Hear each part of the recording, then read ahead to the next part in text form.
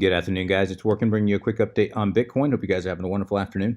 We're looking at Bitcoin to the US dollar. This is the 4-hour chart on Coinbase. And guys, things look like they're about to move. I said yesterday that it looked like we may see a move in the next 24 to 48 hours. That would mean, we should see a move in the next 24 hours, this being 24 hours later than yesterday. I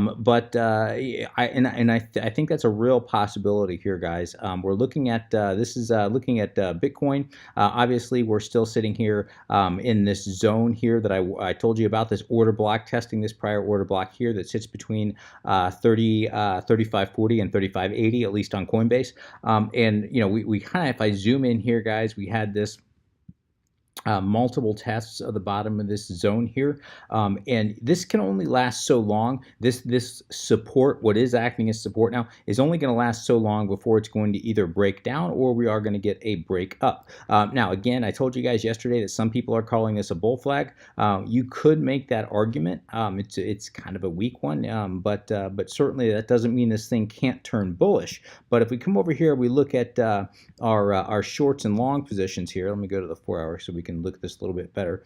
We can see that people are abandoning their shorts. Shorts are dropping off the board. Let's go over here. We can see just in the last 8 hours, let's see, shorts have dropped off 11.3% just in the last 8 hours, which is fairly significant. Especially if we come over here and we look over at longs. Longs have barely dropped off at all. I mean, almost nothing here. I mean, I'll just go ahead and measure here just for a little, let's see here. Yeah, 2%, 2.7%. In overall, longs were stacked in relation to shorts significantly. So this tells me that market makers have a lot of incentive to drive price down. That being said, things are holding, this support has held up fairly well, and we have had, whoops, sorry, that's EOS, that's not what I want, and we have had a little bit of an uptick in volume. If I come over here and I look at overall volume on Bitcoin, we can see that that volume, where it was sitting at 5 billion, pretty consistently, we had that jump up to 7.7 billion. Then, of course, we had an expected drop off, which is,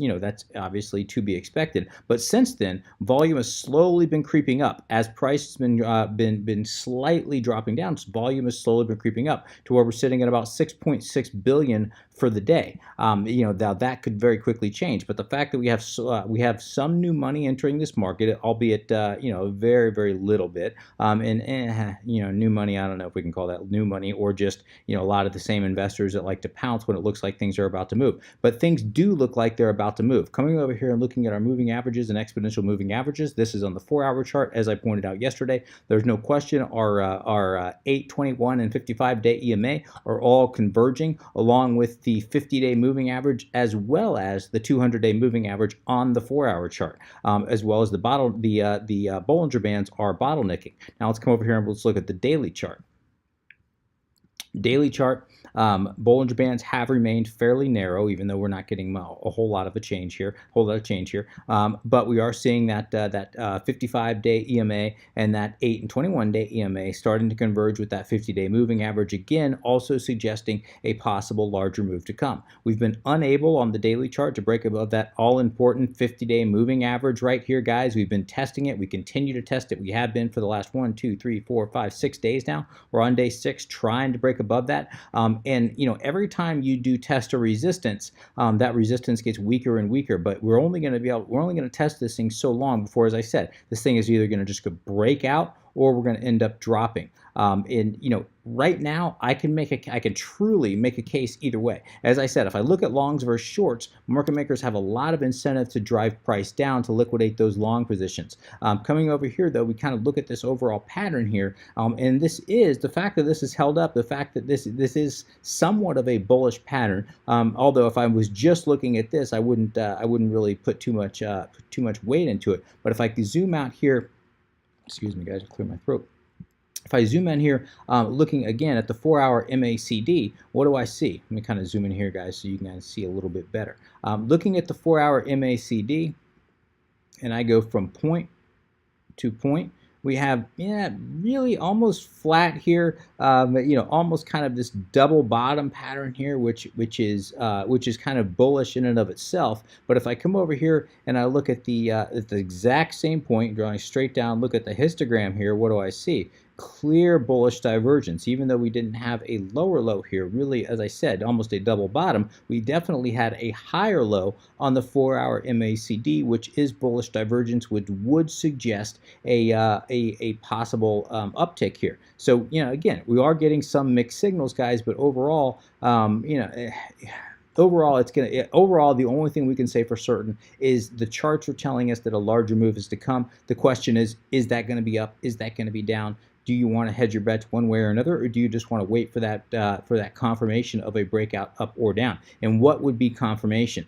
In my opinion, guys, confirmation of a breakout would be if and when we can break at least above this area right here, this prior high right here, which sits on Coinbase, sits at about 35.60, somewhere thereabouts. Now, clearly, I'd like to take out this prior high, this long wick that we had right here. If we could take that out, that would be ideal. But if we can, I do believe if we can decisively break above, not by a wick, not like we had here, but if we can get a 4-hour candle, both opening and closing above that 36.50, I do think there's a good chance we can at least have a nice spike up to 3800 area right here. I do think that's a real possibility. As I said yesterday, to the downside, if we do end up breaking down below this order block, this prior order block here, so if we break down below, let's call it 35.40, if we do break below 35.40, guys, I think it could be a very, very quick, and again, decisively, not by a wick like we saw back here, but a decisive break below. I do think we could find ourselves very quickly down to 3400. All right, what else is telling us that we can see a possible larger move coming? Well, I pointed this out yesterday, guys. Obviously, we've created a series of higher lows here, looking at the bottom of this larger order structure here. But we've also created a series of lower highs. So if we come over here, we just kind of draw this here. What do we see? We can see we've created a series of lower highs. So overall, now let me kind of extend this, guys, so you can kind of see this a little bit. Overall, we're creating a series of lower highs, higher lows. I pointed this out yesterday. Approaching the apex of any kind of a wedge, what do you expect? You expect that larger move to come. And it does look like that's going to happen. Again, guys, the question is it going to be up or is it going to be down? And personally, guys, yes, you could take out a little bit of position here if you wanted to, but I'd be kind of just sitting back, waiting for confirmation of an up or down trend, and then go ahead and play the trade based on that. If price does end up breaking down, possibly scooping up, as I told you guys yesterday, buying here at 3,400, targeting 35.50, somewhere thereabouts, guys, for a very quick scalp trade. But I'd have a very tight stop loss, also knowing that we could break down lower to this 32.50 fairly quickly if 3,400 does end up breaking down. And overall, big picture, guys, I told you a scenario where we could find ourselves down to that $3,000 area fairly quickly if 32.50 does break down. So again, guys, while that does look like this thing could move in a much bigger direction one way or another, guys, there's mixed signals, and there's really no way of telling which way this thing is going to break. And so I would just kind of, in my opinion, I'm a conservative trader. I would kind of, again, just sit back, wait for the trend, wait for confirmation of a trend up or down, and then go ahead and hedge your bets based on that confirmation. All right, I'm going to go ahead and wrap Bitcoin there. Let's quickly look at EOS.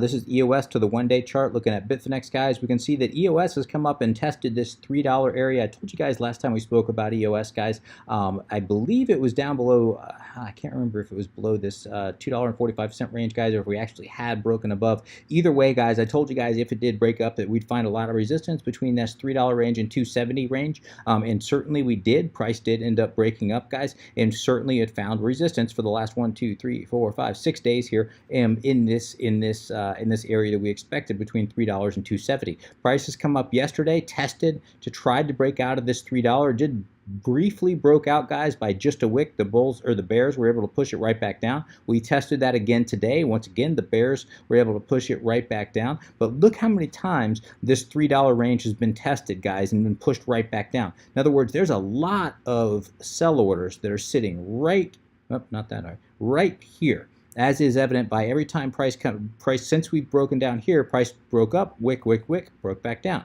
Price broke up, wick, broke back down. Wick, broke back down. And of course, we've wicked in here for the last 2 days here. So there's a lot of sell orders sitting here between $3 and $3.15. So if we can decisively break above, by decisively I mean a daily candle now, a daily candle both opening and closing above $3, not opening, not just closing, but both opening and closing above $3, guys, that would be, in my opinion, a decisive break above. And at that point, guys, if we get some follow through with volume, that could be a very bullish indication. Until that time, though, we are seeing a very hard resistance right at that $3 range as expected. And why is that a hard resistance, other than the obvious order structure that had been created many times in the past here? Sorry, guys, had to pause the video there and get a drink of water. It's killing me. So why is this such a strong resistance here? Well, we're looking at as price ended up breaking down here. What do we have? If we come all the way back here to November of last year, we had a very long wick break all the way down here, then get pushed right back up. And this was a significant little bounce in this area. Since that little bounce, we haven't had really any kind of a bounce like that. And so if we look at this as our pivot point where price came back down, came right back up, and we use this as our pivot high, and then price just collapsed from there. So if we use this as our pivot high down to our pivot low, what do we have? Pivot high, pivot low. What do you see? Perfectly aligned 618 to that golden pocket between the 618 and that 65 fib level, guys, which always provide, not always, but very often provides a very strong resistance, and certainly that's what it's providing now. We can see that we've bounced off that 618 fib, really, we've wicked into that golden pocket again between the 618 and the 65 fib level numerous times in the last few months, guys, and have been unable to break above. So a break above this golden pocket, which again coincides perfectly with our 315 resistance that we've had marked out here for quite some time. If we can break above this golden pocket here, break above 315 decisively, really a decisive break above $3 would be very bullish, but if we can break above 315, guys, at that point I might believe that a temporary bottom has been in, and this thing might be heading up and have some serious legs, especially if we get that backed up with volume. And coming over here and looking at volume for EOS, EOS volumes on the day, we're sitting at about 1.1 billion. That is a nice little uptick in volume, a slow little increase in volume, guys. If we can maintain above 1 billion in daily volume, guys, I do believe that would signify, that does signify some new money entering the market. But again, not just for a day, not just for a day or two here and there. We need to consistently have daily volume above 1 billion with EOS. If that does happen, guys, and if we get that sustainable volume as well as that break above 315, again, this thing might have some legs. Until that happens, I do believe there's a good chance this thing might end up collapsing right back down, especially if it breaks below this 270. I think it'll be a very quick drop right back into this order block right back here that sits right around 245, right in this area here. I do think it'll at least drop into that area, and if you are wanting to play, if it does drop, I'd maybe a quick scalp trade buying here at 245, selling at 270, 275 would not be a bad idea, but have a very tight stop loss here, because if this thing breaks down with a vengeance, guys, we could find ourselves very quickly down to this 211, even $1.85, depending on how hard this thing breaks down. And we are seeing some indications that we're going to get a major breakout with EOS here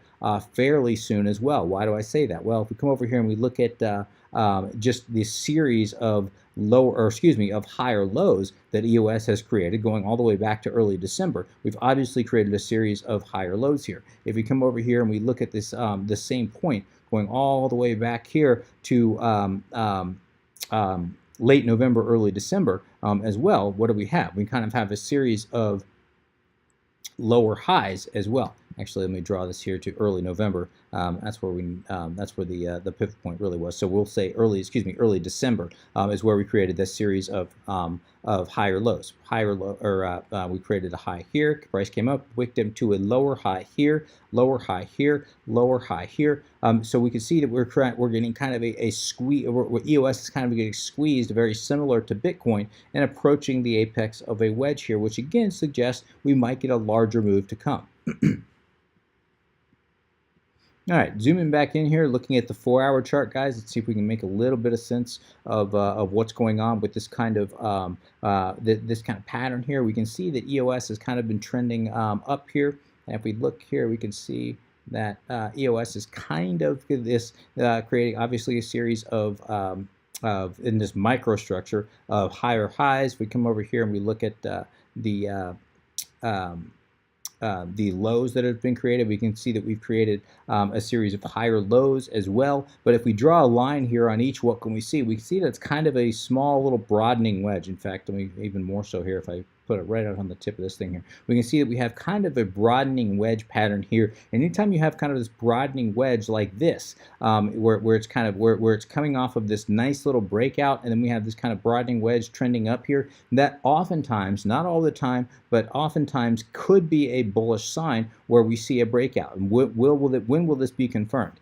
If price does come up here and creates this and is able to break up above this prior high right here, I do believe a confirmation would be is if price does break above this prior wick here, which sits at about $3.06. So if we can take this prior high out and price comes up here and creates this $3.06, I do believe at that point, guys, that would be a breakout and we could see higher prices to come. With it, just a broadening wedge pattern typically does indicate, and usually what you do is you want to draw from the bottom of this broadening wedge here to kind of see where your target is going to be. So if we kind of measure it here, we draw a little line from the top to the bottom of the start of this broadening wedge,